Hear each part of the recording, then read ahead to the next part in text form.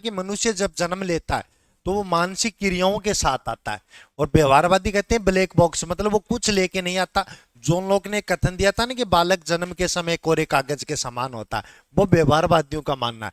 ये कहते हैं कि जन्म के साथ ही आदमी सक्रिय हो जाता है और वो मानसिक क्रिया लेके आता। अंतर समझ में आ रहा है कि दोनों समझ में आ रही है कि चीजें? वो कहते हैं कि कुछ लेके नहीं आता, ये कहते हैं लेके आता है। तो ये इसकी कॉमन बातें थी। अब लिख लो पहला सिद्धांत, लिख लो जीन पियाजे का सिद्धांत। आराम से समझना इस जीन पियाजे को, कम से कम भी 2% आप क्लियर कर दो कि जीन पियाजे के जितने भी शब्द लिखाऊंगा सारे के सारे परीक्षा में आए हुए। जीन पियाजे कौन सा सिद्धांत है इसका? संज्ञानात्मक सिद्धांत। सिद्धांत का नाम क्या है? संज्ञानात्मक विकास का सिद्धांत।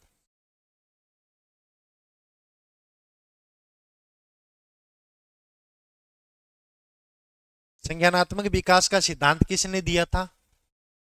जीन पियाजे ने दिया था। पहला क्वेश्चन, जीन पियाजे का कौन सा सिद्धांत है? संज्ञानात्मक सिद्धांत। या संज्ञानात्मक विकास का सिद्धांत किसने दिया था? जीन पियाजे ने दिया था। एक और ध्यान रखा, संज्ञानात्मक विकास का व्यवस्थित अध्ययन किसने किया था? तो लिख लो संज्ञानात्मक विकास का व्यवस्थित अध्ययन जीन पियाजे ने किया था। व्यवस्थित का मतलब होता है क्रमबद्ध अध्ययन। जीन पियाजे ने संज्ञानात्मक विकास का व्यवस्थित अध्ययन किया था।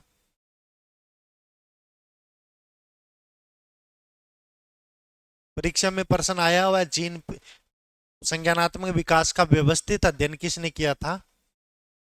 जीन पियाजे ने किया था। ये प्रश्न फर्स्ट ग्रेड में आया हुआ है कि संज्ञानात्मक विकास के पिता किसे कहा जाता है? तो लिख लो जीन पियाजे को।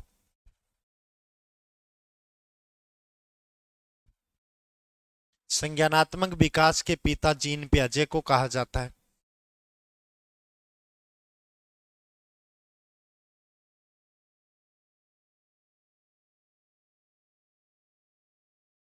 संज्ञानात्मक विकास के पिता फादर किसे कहा जाता है?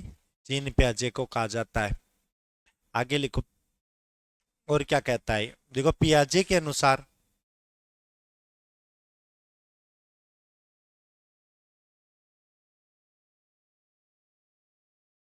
पियाजे के अनुसार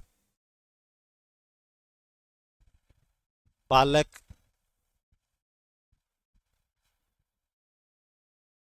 सक्रिय रूप से सीखता है।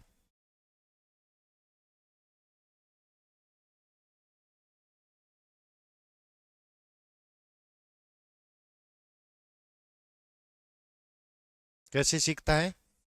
सक्रिय। ये कहता है कि बालक एक्टिव रह के सीखेगा, निष्क्रिय नहीं रहेगा। आप बालक जब भी चीजों को सीखता है तो वो सक्रिय रूप से होता है। आगे लिखो, इन्होंने अधिगम को जटिल प्रक्रिया माना है।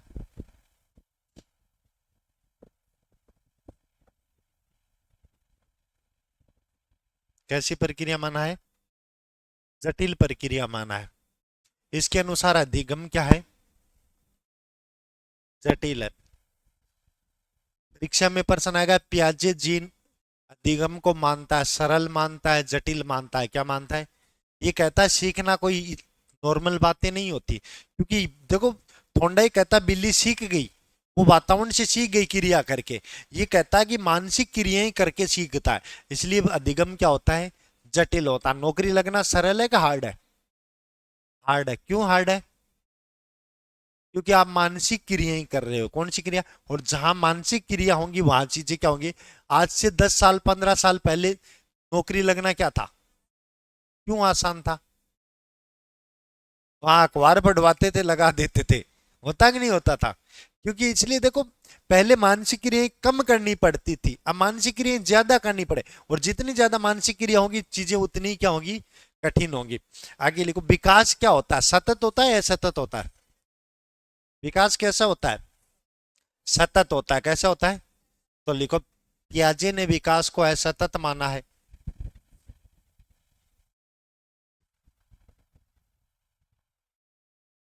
क्या होता है विकास? तुम तो सतत बता रहे थे।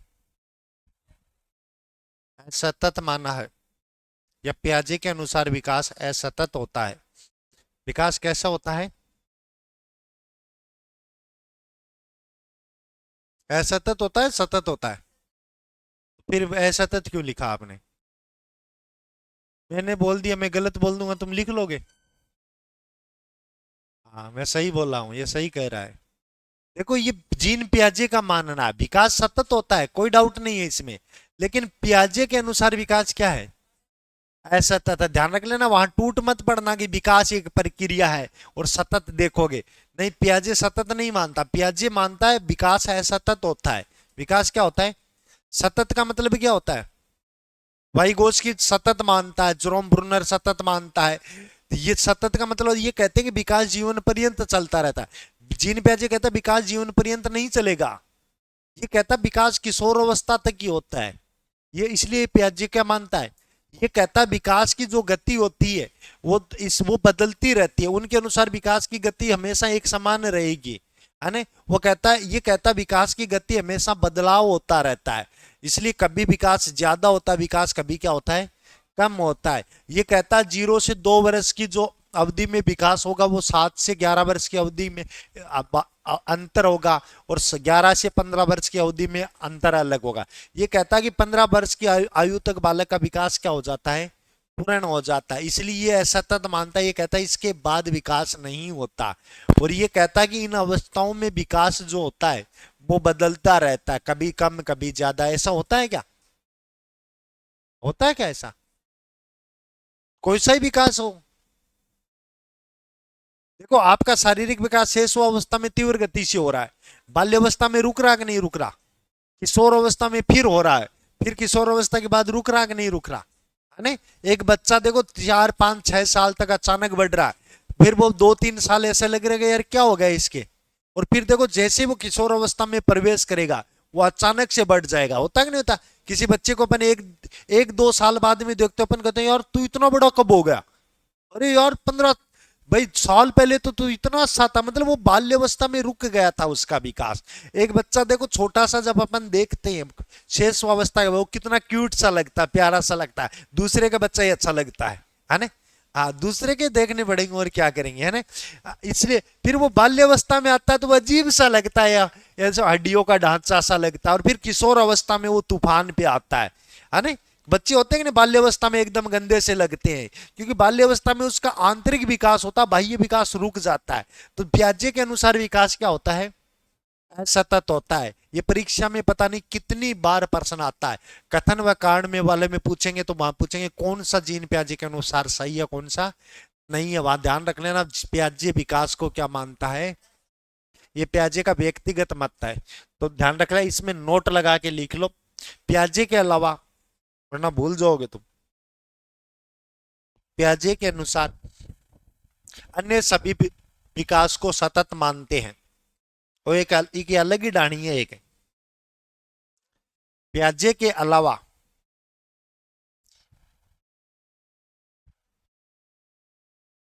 सभी विकास को सॉरी सभी विकास को सतत मानते हैं। कैसे मानते हैं?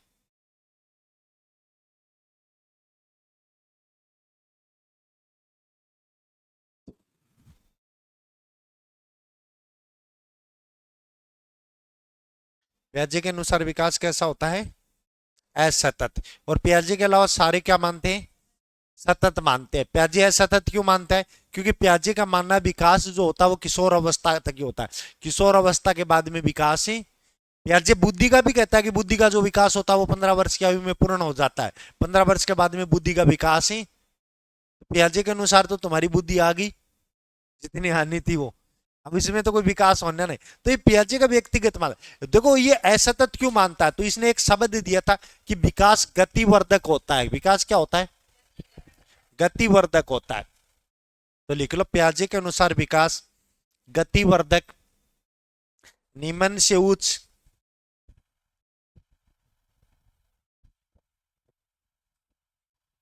आरोही होता है। विकास गतिवर्धक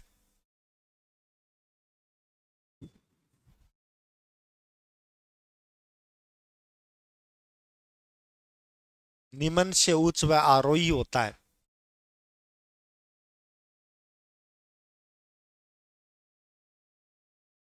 एक बार प्रश्न आया था पियाजे विकास को मानता है, वहां ऑप्शन में था गतिवर्धक। गतिवर्धक का मतलब क्या होता है? गति बदलती रहती है, गतियां क्या होती रहती हैं? बदलती रहती है। उस शब्द को उसके स्थान पे उसने कौन सा शब्द प्रयोग कर लिया था? गतिवर्धक। पियाजे कहता है विकास ऐसे चलता है, कैसे चलता है? नीचे से ऊपर की ओर चलता है। कैसे चलता है? नीचे से ऊपर की ओर चलता है, निम्न से उच्च की ओर चलता है। ये कहता है विकास जो होता है वो कैसा होता है? आरोही का मतलब जानते हो? आरोही क्या होता है? छोटे से बड़ा, नीचे से ऊपर की ओर। क्या होता है? अवरोही नहीं होता, क्या होता है? आरोही होता है। बाकी क्या मानते हैं? वो सिर से पैर की ओर मानते हैं, है ना? प्याजे उल्टो आदमी को नहीं ये थानिया को लगा कि जानवर है वो सारी चीजें उल्टी उल्टी करवा रखी। ये इसका व्यक्तिगत मत है ना? तो ध्यान रखना ये तीनों सा। एक बार परीक्षा में प्रश्न आया था प्याजे के अनुसार विकास होता है, और वहां पे क्या था अब बता देना। प्याजे के अनुसार विकास वहां पे ऐसा था, ऐसे करके प्याजे के अनुसार विकास होता है।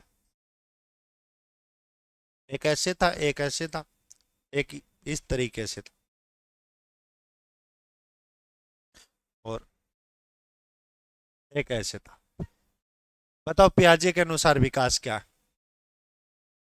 है? हाँ यही पूछा गया था। सी होगा, क्या होगा? हाँ सी का मतलब देखो, पहले गति जा रही है, फिर गति रुक रही है, फिर गति बढ़ रही है, फिर गति रुक रही है, फिर बढ़ रही है, फिर गति रुक रही है, फिर ये नीचे से ऊपर की ओर है। ये गतियों में परिवर्तन होता रहा है, बस कुछ नहीं पूछा। एग्जामिनर का दिमाग देखो कितना तेज होता है, बहुत शातिर होता है वो। अपन रट के गए आरोही अवरोही, उसने डायग्राम बना के दे दिए। क्या है भाई, क्या चौका रोड़ा करा। और वहां पे परीक्षा में आया फर्स्ट ग्रेड में कि प्याजे के अनुसार विकास होता है। पीछे के पुराने पेपर उठा के देखना, वहां प्रश्न आया हुआ है। और अभी लेटेस्ट में पूछा था 22 या 23 में ये प्रश्न है कि प्याजे के अनुसार विकास क्या होता है। तो प्याजे के अनुसार ये अगर वो ग्राफ में दिखाएगा तो इसमें प्याजे के अनुसार विकास क्या होता है? गतिवर्धक होता है। निम्न से उच्च की ओर मानता है, किसकी ओर मानता है? आरोही मानता है। ये विकास को क्या मानता है? असतत मानता है। ये जितने भी वर्ड बोले ये सारी परीक्षा में आए हुए हैं। आगे लिखो प्याजे। और क्या कहता है प्याजे?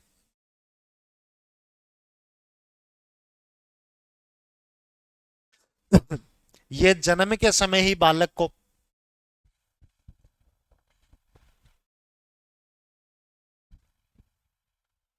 क्रियाशील मानता है।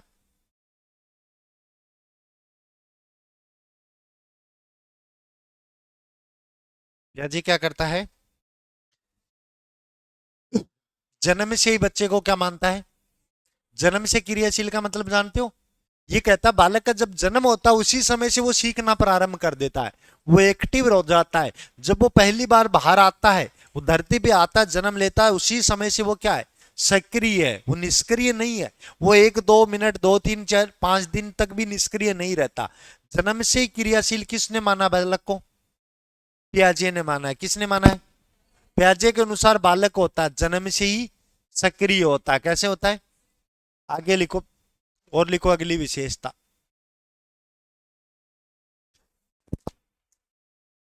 प्याजे के अनुसार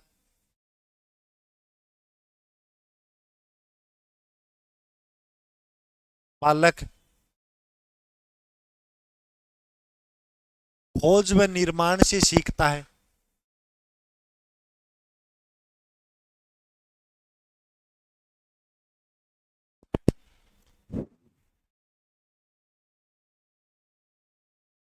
बालक किससे सीखता है? खोज व निर्माण का मतलब समझ गए कि ये वातावरण में जितनी भी चीजें हैं वो उनको खोज करके सीखता है। कौन सी विधि से सीखता है? खोज विधि से। और फिर उनका क्या करता है? निर्माण करता है। भाई ये चीजें वातावरण में कितने उद्दीपक हैं आपके सामने, कितनी सारी बुकें हैं, कितनी सारी कोचिंग है, कितने सारे यूट्यूब चैनल है, कितने सारे मास्टर हैं। उनमें से हर आदमी ने अपने अपने खोज रखे नहीं खोज रखे, और उनके माध्यम से वो क्या करता है? निर्माण करता है। ये काम कौन करवा रहा है आपका? संज्ञान ही तो करवा रहा है। आप उदयपुर आए थे, कोचिंगों में गए, डेमो लिए, सारी चीज। ये कहता है कि व्यक्ति खोज व निर्माण विधि से सीखता है। किस विधि से सीखता है? एक बार प्रश्न आया था कि खोज व निर्माण का सिद्धांत किसने दिया था? किसने दिया था?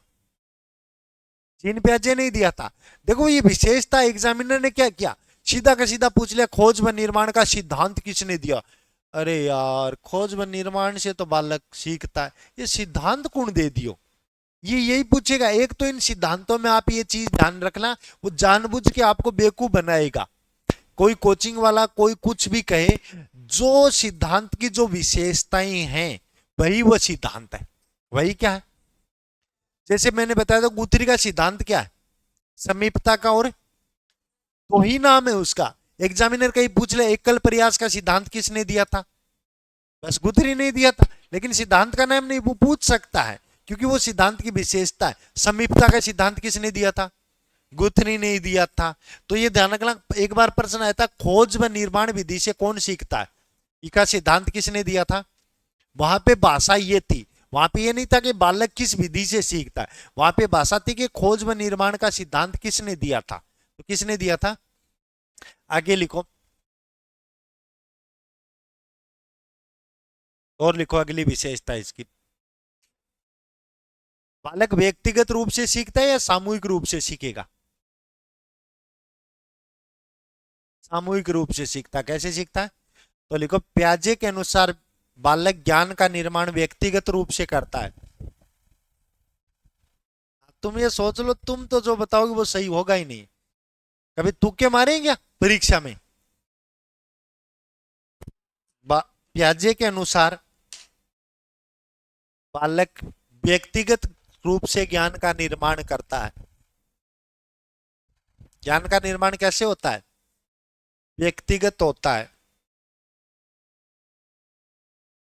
ज्ञान का निर्माण करता है।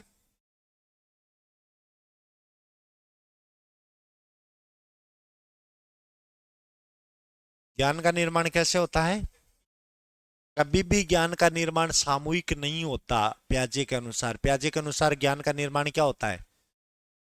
व्यक्तिगत का मतलब जानते हो, मैं आपको जो चीजें बता रहा हूं, क्या आपके जो ज्ञान आप निर्माण कर रहे हो सब बच्चों में एक जैसा ज्ञान है क्या? नहीं है। इसलिए आप जो चीजें, वो आपको वातावरण में जो चीजें मिल रही हैं उद्दीपक, इसलिए आप अपनी अपनी व्यक्तिगत विधि से ज्ञान का क्या कर रहे हो। इसलिए ज्ञान हमेशा क्या होता है? अपने पड़ोस में रहने वाला करोड़पति बन जाता है, पड़ोस में रहने वाला नौकरी बन जाता है। एक ही माता पिता के चार बच्चे होते हैं, एक चोर बन जाता है, एक कलेक्टर बन जाता है। क्या दिक्कत है? व्यक्तिगत ज्ञान की दिक्कत है। किसकी दिक्कत है?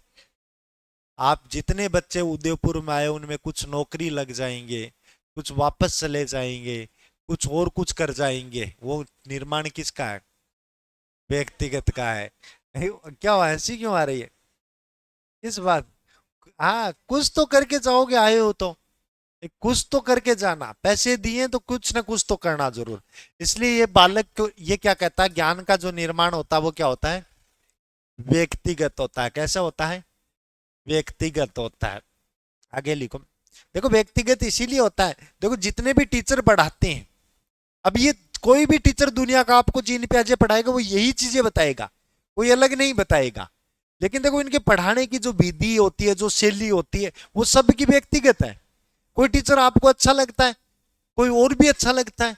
कई कई का यार की है वो मास्टर, मतलब वो पढ़ा वही चीज रहा जिसको आप रिजेक्ट करके भेज रहे हो, है ना? लेकिन उसकी विधियां ऐसी हैं कि आपको लगेगा यार इतनी हार्ड तो ये किताब में नहीं थी जितनी ये बता रहा है। पहले जो नहीं आ रही थी तो गुरुजी के पास आए थे, और गुरुजी ने जो आती थी वो और बुला दी। होता है होता है कि कई बार ऐसा। तो इसलिए ये चीजें आपकी व्यक्तिगत होती हैं। क्या होती हैं? व्यक्तिगत होती हैं। ज्ञान का निर्माण, मैं बताता हूँ ना, हम तीन बहन भाई है, तो दोनों मेरी बहनें जॉब में, मैं नहीं लगा। क्यों नहीं लगा? है, जब मेरी छोटी बहन लगी थी पहले तो गांव वाले कहते थे नौकरी थोड़ी ना मिलती है, लग के दिखा, तो वो छोटी वाली लगी, तो उसने कहा गांव वालों को देखो मैंने दिखा दिया। तो फिर गांव वाले बोले एक तो तुक्को लाग गयो, और लाग के दिखाड़ो। तो वो बड़ी दीदी बाद में लगी थी, तो उस वो टीचर लग गई तो उसने दिखाया। तो बोली दो तो लाग गयो, छोरो लाग के दिखाड़ो। मैं बोले कौन दिखाड़ू हम पैदा तुम्हें दिखाने के लिए ही हुए क्या? तुम देखो मैं नहीं दिखाऊंगा लग के, बताओ क्या करोगे तुम। तो ये मेरा व्यक्तिगत ज्ञान है। उनका नाम ज्ञान था कि हम दिखाएंगे इनको लग के नौकरी। मेरा ज्ञान है कि नहीं दिखाऊंगा, मैं पैदा इनको दिखाने के लिए थोड़ी ना हुआ। ये व्यक्तिगत ज्ञान का निर्माण होता है। समझ में आ गई? आगे लिखो। एक बार प्रश्न आया था, व्यक्तिगत सिद्धांत किसने दिया था? जीन पियाजे ने। ऐसे जानबूझ के बनाएगा, बेवकूफ बनाएगा वो आपको। बेवकूफ मत बन जाना, उनके चक्रों में मत फंस जाना। सब खेल भाषा का है, पर्सन फिक्स है। अपन क्या करते हैं, अपन आपको लगता होगा कि अभी पेपर का लेवल हार्ड आ रहा है क्या इजी आ रहा है? हार्ड नहीं आ रहा, क्योंकि अपन ने चीजों को समझा नहीं है, अपन ने रट्टा मार दिया। अपन वो मैराथन क्लास में अपन सिलेक्शन लेना चाहते हैं, 4 घंटे की वो मैराथन क्लास ली, और अपन चाहते हैं एक गाइड में ले आया उसको पढ़ गए। अपन ने इन चीजों को समझने की कोशिश, वो भाषा ही फंसाएगा, वो भाषा में फंसाएगा आपको। आप चीजों का देखो, बहुत से बच्चे तो ऐसे आएंगे जैसे वो पूछ लेगा विकास कैसे होता है, तो असतत नहीं करें। 90% बच्चे आपकी पीजी में चले जाना, आपके 60% बच्चे आज भी विकास को सतत मानते हैं। लेकिन पियाजे असतत मानता है। पियाजे क्या मानता है? असतत मानता है। ध्यान रख लेना, ये चीजें होती है, अपन चीजों को समझा नहीं है। चीजों को तुम समझ जाओगे, कंसेप्ट क्लियर है, क्या पूछेगा? उससे ज्यादा कुछ पूछेगा क्या? नहीं पूछेगा। देखो पियाजे से क्या प्रश्न पूछेगा? विकास क्या होता है? व्यक्तिगत निर्माण करता है। क्यों करता है? क्योंकि हर व्यक्ति अपने अपने ज्ञान का निर्माण, सबका दिमाग एक जैसा।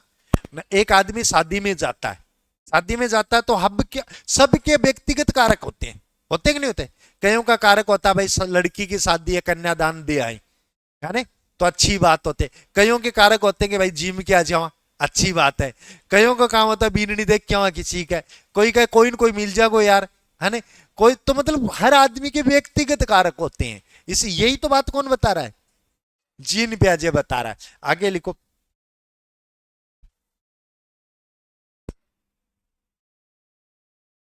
अधिगम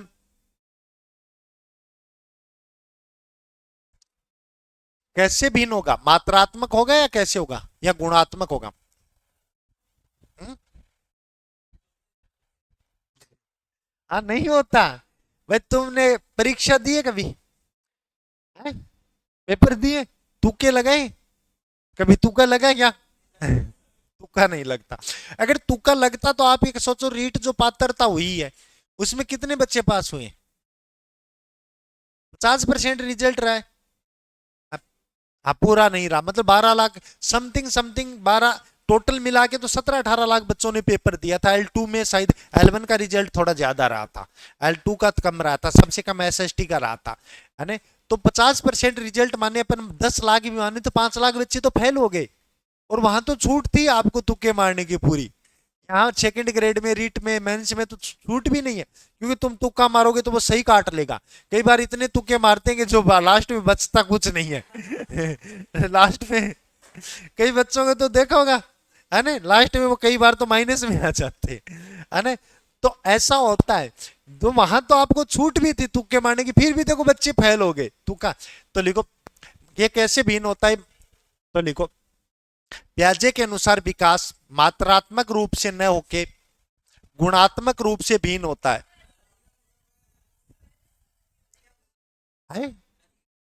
हाँ तो लिख लो, अधिगम मात्रात्मक रूप से भिन्न न होकर, मात्रात्मक रूप से भिन्न न होकर गुणात्मक रूप से भिन्न होगा। भिन्न कैसे होगा? मात्रात्मक रूप से भिन्न न होकर गुणात्मक रूप से भिन्न होता है। ये क्वांटिटी नहीं बात करते, क्वालिटी की बात करता है। किसकी बात करता है? ये आपके गुणों के आधार पे आपके क्या करता है, अधिगम विकसित में क्या करता है, भिन्नता लाता है। अधिगम को किस आधार पे मापा जाएगा? गुणों के आधार पे। किस आधार पे मापा जाएगा? गुणों के आधार पे। इसलिए अधिगम, प्याजे कहता है, कभी भी मात्रात्मक रूप से भिन्न होकर किस आधार पे भिन्न होता है? गुणात्मक रूप से क्या होता है, भिन्न होता है। और लिखो जीन प्याजे की विशेषताएं। देखो जीन प्याजे से 3 प्रश्न आएंगे तो 3 तरीके से प्रश्न पूछते हैं। एक पूछता है जीन प्याजे की बेसिक बातों से जो अभी चल रही हैं, जीन प्याजे को अपन 3 पार्ट में पढ़ेंगे। दूसरा इसने 2 शब्द दिए थे, एक स्कीमा और एक अनुकूलन, दूसरा प्रश्न वहां से आता है। और तीसरा प्रश्न आता है उसने विकास की 4 अवस्थाएं बताई थी। तो जो रीट के बच्चे तैयारी करते हैं उनका एक तो बेसिक चीजें, दूसरा स्कीमा और अनुकूलन से प्रश्न आता है, और तीसरा व्यवस्थाओं से, इसकी 4 अवस्थाओं से प्रश्न आता है। सेकंड ग्रेड में 2 प्रश्न आते हैं, तो एक प्रश्न आता है इसकी बेसिक चीजों से और इसकी किन से आ जाएगा, स्कीमा और अनुकूलन से। दूसरा प्रश्न आएगा इनकी अवस्थाओं से प्रश्न आता। अभी जो थर्ड ग्रेड मेंस के जो पेपर हुआ था, अभी थोड़े दिन पहले पेपर हुआ था, उसमें जीन प्याजे की अवस्थाओं से सीधी सीधी अवस्थाएं पूछ रखी थी, ठोस अवस्था का कार्यकाल ऐसे था। तो लिखो आगे, लिखो और क्या लिखो, इन्होंने बुद्धि को,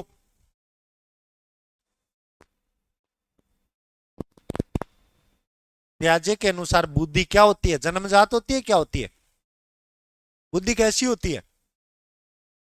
तो लिखो बुद्ध, प्याजे के अनुसार बुद्धि अर्जित होती है।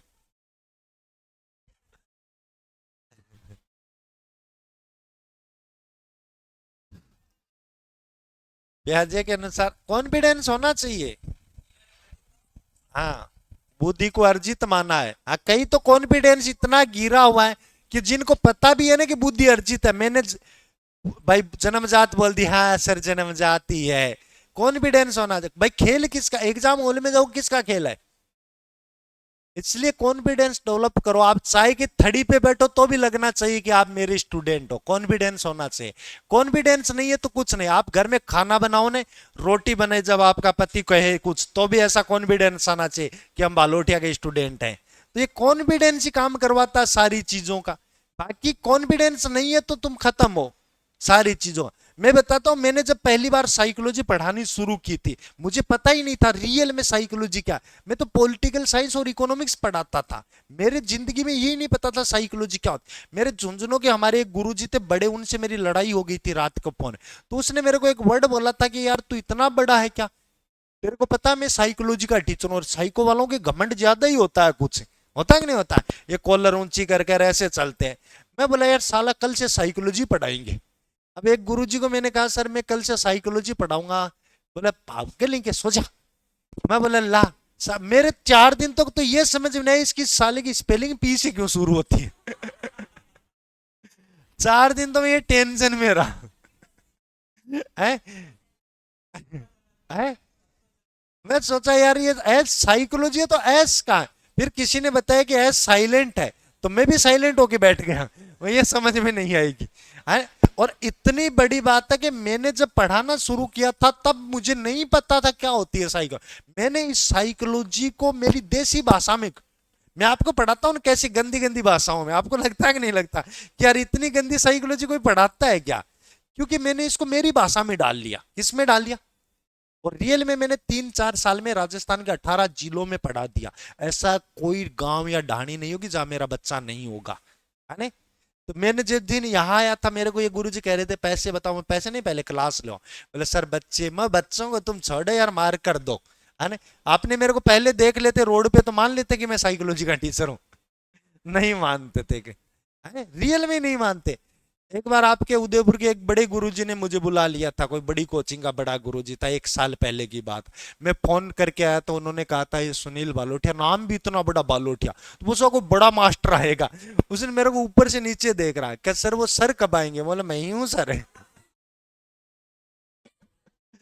वो सोचा ये कोई साथ लाए हैं, कोई ड्राइवर ड्राइवर है। मैं बोला सर मैं ही हूँ, बता क्या समस्या है। वो देख रहा है, सर पढ़ा दोगे, बोले मार कर दे तू, है तुम मार कर दे दे भाई मैं देख लूंगा तुम्हें, है ना।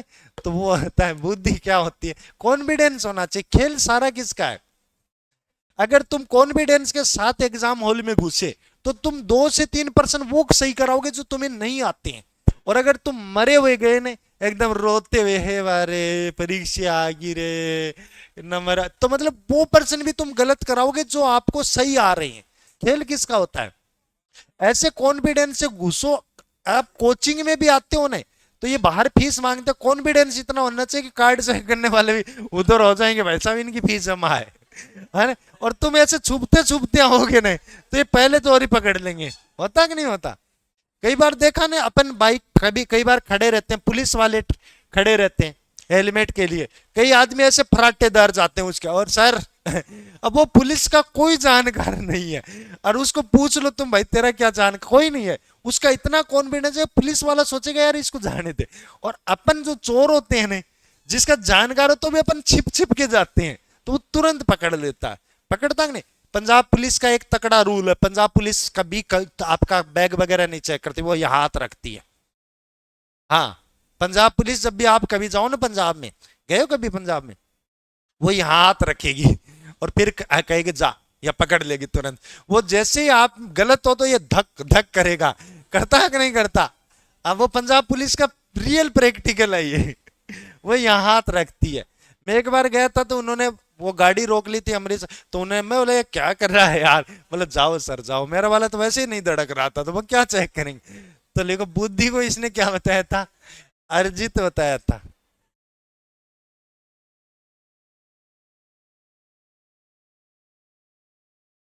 हाँ, परीक्षा पास करने के ये फैक्ट होते हैं भाई। परीक्षा तुम क्या सोचते हो कि तुम इस 8x10 के कमरे में तुम बंद हो गए, तुम किताबों पे पढ़े हो, तुम परीक्षा पास करोगे, परीक्षा नहीं पास की जाएगी।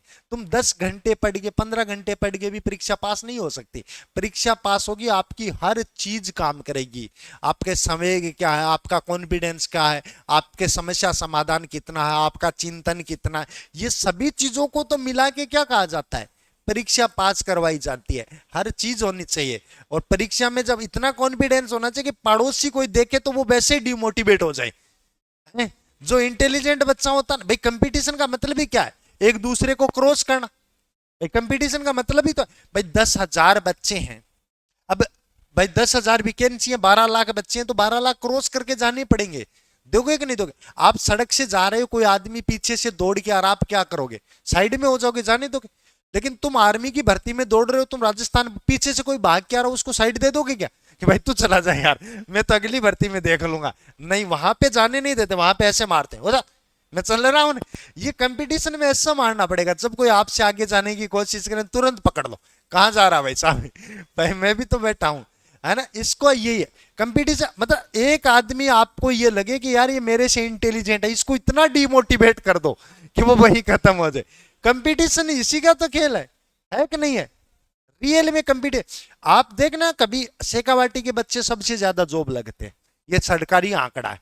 हमारे वाले क्या करते हैं, जब आपके पास सेंटर आ जाएगा ना शेखावाटी बच्चे का, पहले आधार कार्ड पे जिला देख लेना, वो पर्सन बताए तो मत कर लेना उसका पर्सन।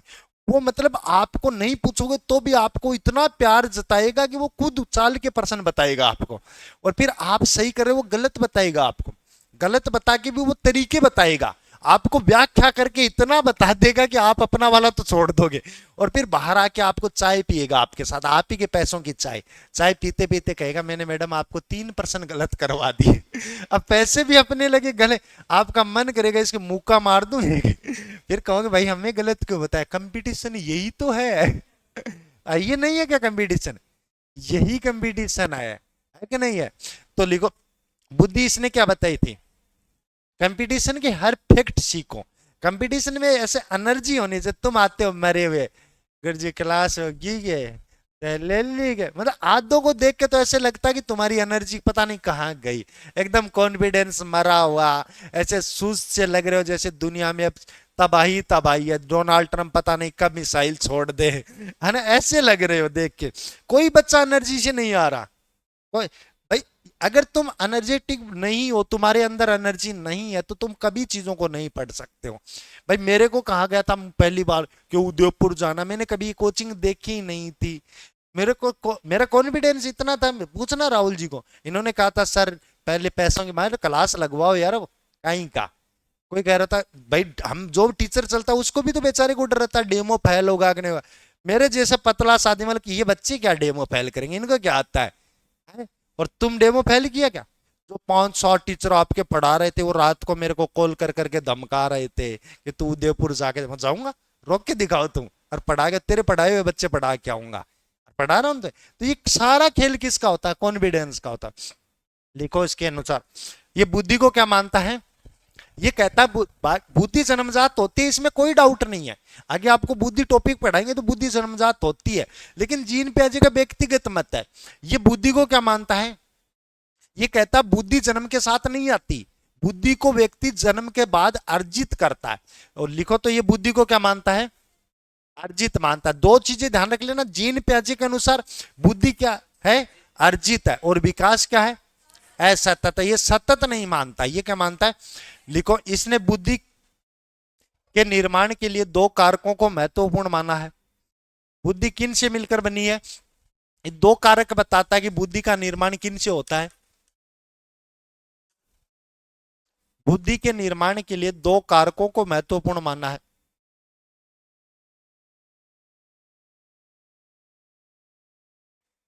कितने कारकों को महत्वपूर्ण माना है,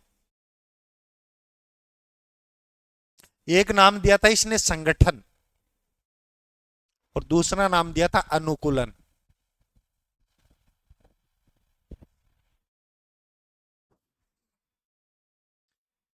बुद्धि के लिए कितने कारक महत्वपूर्ण मानता है, दो कारक। क्या क्या कहता है, बुद्धि का निर्माण किन किन से होता है,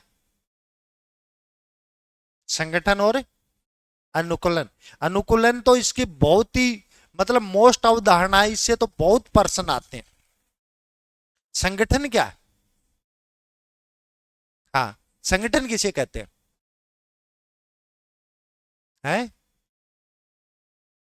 एकता को प्रदर्शित करता है। हम 10-15 जने जा रहे हैं, वो हमारी एकता है, जय श्री राम जय श्री राम। बुद्धि है क्या लिखो संगठन क्या होता है।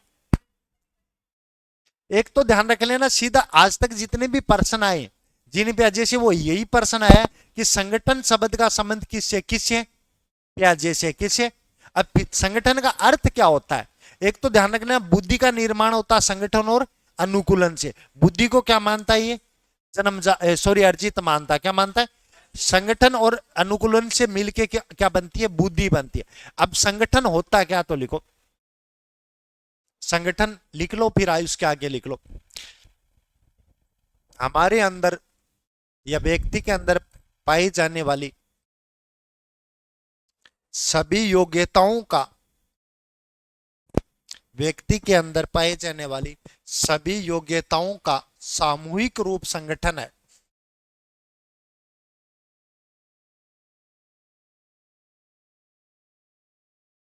सभी योग्यताओं का सामूहिक रूप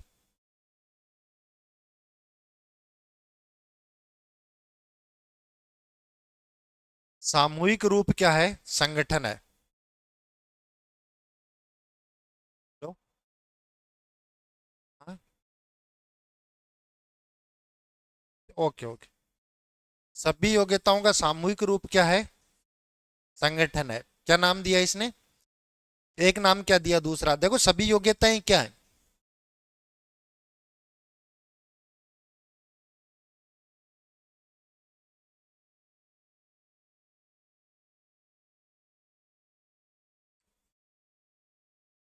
भाई सारी योग्यताएं संगठन क्या है, योग्यता। बुद्धि किसको मापती है, योग्यता को तो मापती है। भाई क्या है, मैं किसी बच्चे से पूछूं, आपको पूछूं आपके कितने परसेंट है, तो वो परसेंट आपकी क्या है, योग्यताएं। तो सभी प्रकार की योग्यता, बुद्धिमान किसको कहेंगे अपन, आप नौकरी लग जाओगे आप बुद्धिमान होगे क्या, नहीं होगे, नहीं होगा। आपने सुना होगा भाई, एक मास्टर को भी अपन कहते हैं यार बेवकूफ है क्या, कलेक्टर को भी कहते हैं यार इसको कलेक्टर किसने बना दिया, मतलब उसमें वो योग्यता नहीं है जो होनी चाहिए। क्यों कहते हैं क्या, है? किसको कहते हो, मेरे को कहते हो क्या, है तो भाई आप हैं, आप में जितने भी योग्यताएं हैं, भाई बुद्धि क्या करती है, सभी योग्यताओं का संगठित रूप है। भाई आप में जितनी भी प्रकार की योग्यताएं होती हैं, उनको एक समूह के रूप में आप रख लोगे तो वो क्या कहलाता है, संगठन कहलाता है। क्या कहलाता है, बुद्धि क्या है, योग्यताओं का योग है। बुद्धि का मतलब ही क्या है, योग्यता है। बुद्धि में किसको मापा जाता है, योग्यताओं को मापा जाता है। आपके अंदर जो भी योग्यता है उसको, उसमें किसको मापते हैं अपन, उसको एक शब्द दे तो क्या नाम होता है, बुद्धि होता है। क्या होता है, दूसरा लिख लो अनुकूलन। पहला तो क्या था, संगठन। संगठन के बाद में इसने एक दो शब्द दिए थे, एक शब्द दिया था स्कीमा और एक शब्द दिया था अनुकूलन। ये इसकी परिभाषाएं हैं। दो शब्द दिए थे इसने, एक शब्द दिया था स्कीमा और एक क्या दिया था, अनुकूलन। आज संगठन के बाद लिख लो स्कीमा और पहले अनुकूलन लिखो। हाँ तो पहले अनुकूलन लिख लो। अनुकूलन क्या होता है, किसे कहते हैं अनुकूलन है, क्या होता है अनुकूलन? लिखो वातावरण में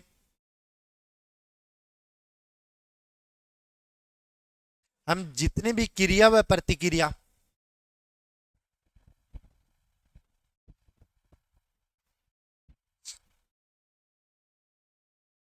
वातावरण में हम क्रिया व प्रतिक्रिया करके सामंजस्य स्थापित करने की प्रक्रिया को या समायोजन स्थापित करने की प्रक्रिया को अनुकूलन कहते हैं।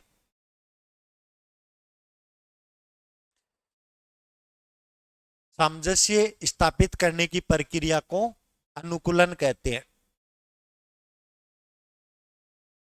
वातावरण में क्रिया व प्रतिक्रिया करके सामंजस्य स्थापित करने की प्रक्रिया को अनुकूलन कहते हैं।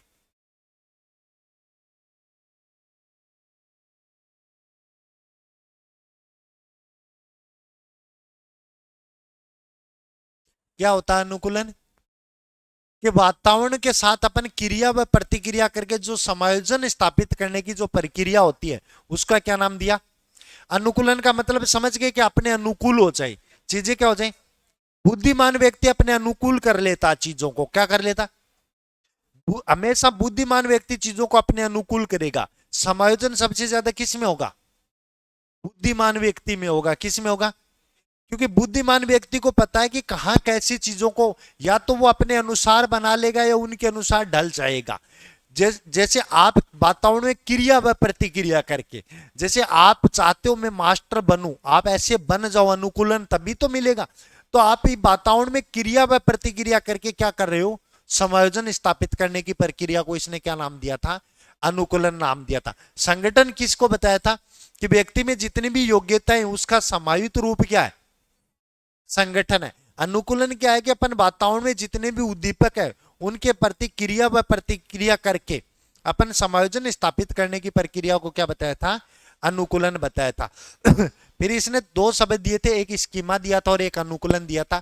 इसकी प्रोसेस अपन अगली क्लास में, कल तो क्लास थोड़ी ना है, सोमवार को इसकी ये दोनों अवधारणाएं पढ़ेंगे और इसके चार अवस्थाएं पढ़ेंगे।